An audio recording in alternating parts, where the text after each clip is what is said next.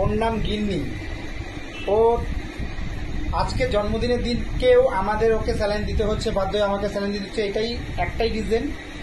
ওর normally যেমন season আসে তেমন 2 মাস আগে ওই সিজন এসেছিল, কিন্তু দুর্ভাগ্যবশত ওর যেহেতু মিটিং হয়নি, ও তা সত্ত্বেও ওর মিল্ক আসছে। এবং এক প্রকার এই রোগটার নাম ফলস প্রেগনেন্সি বলা যেতে পারে। তো যেহেতু ফলস প্রেগনেন্সি হয়েছে, ওর খিদেটাও একটু কমেছে। তো যার আজকে ওর জন্মদিন, কিন্তু বমিটিং করছে, কিন্তু আমাদের তো স্যালাইন দিতেই হবে, উপায় নেই। আজকে ওর বার্থডে, কিভাবে ও তাকিয়ে আছে আমাদের দিকে দেখতেই পাচ্ছ। ওর নাম হচ্ছে গিন্নি, কিন্তু গিন্নিকে আমাদের বাধ্যতামূলক আজকে আইভি স্যালাইন করতেই হচ্ছে। তো যার দরুন আমাদের এখন ওকে যেহেতু স্যালাইন করতেই হবে। খুব খারাপও লাগছে, আজকের দিনেই ওর জন্ম হয়েছিল, তো খুবই খারাপ লাগছে। এখন আমরা সমস্ত মেডিসিন ওকে একে একে আমরা দেব। তো প্রথম একটাই কথা বলবো, খুবই খারাপ লাগছে যে আজকের দিনে ওকে কোথায় আমরা নিয়ে একটু টেরি ফেরি দিয়ে সমস্ত কিছু নিয়ে খেলবো ভেবেছিলাম এসে, কিন্তু যখন এসে শুনি যে এই রোগটার হয়েছে, ডক্টরবাবু প্রেসক্রিপশন করেছেন কিছু মেডিসিন, যেগুলো আমাকে দিতে হচ্ছে।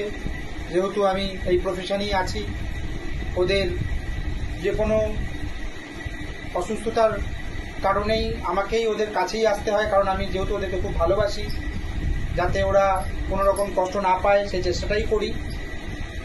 তো আজকে ওকে আমরা আইভি এখন স্যালাইন করব।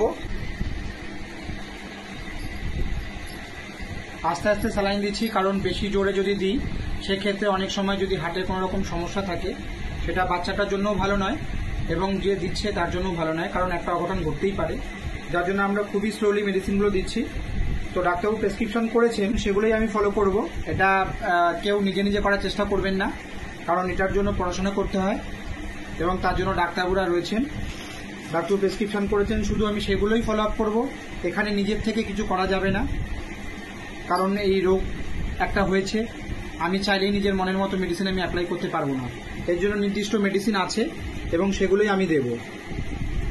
ওর বমি হচ্ছে যেহেতু, সেক্ষেত্রে ডক্টরবাবু জোফার লিখেছেন আইভি, তো আমি স্লোলি আইভি দেব। এবং কিছু খাবার মেডিসিনও প্রেসক্রিপশন করেছেন স্যার, সেগুলো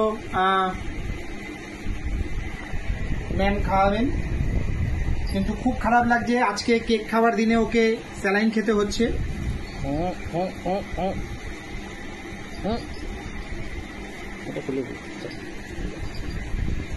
আপনারা দেখতেই পাচ্ছেন আজকে ওর কেক খাওয়ার দিন, আর আমরা সেখানে ওকে স্যালাইন খাওয়াচ্ছি।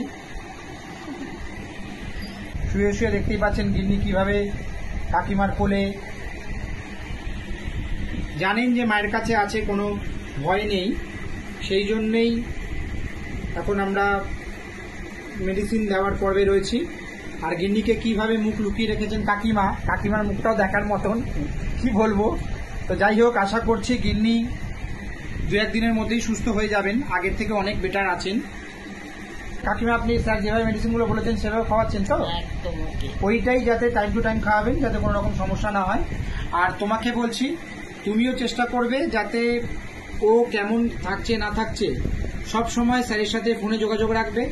কোনো কারণে যদি রাত্রে কোনো রকম সমস্যা কোনোদিনও হয়, তো তৎক্ষণাৎ স্যারকে ফোন করবে এবং স্যার আমাকে ইনফর্ম করবেন। স্যার যদি বাইরেও থাকেন, আশা করছি উনি আমাকে নিশ্চয়ই জানাবেন।